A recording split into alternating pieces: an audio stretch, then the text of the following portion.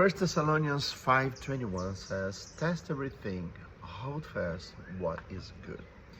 We have a tendency as human beings to focus only in negative things.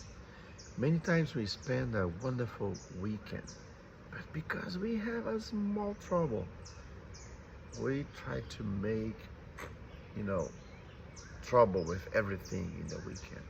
So in this new day, God is calling us to look everything, to test everything, but hold fast.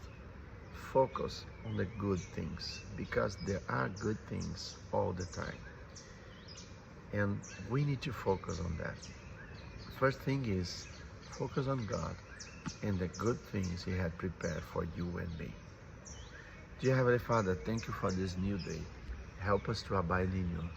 Help us to focus in the good things always. In Jesus' name, amen.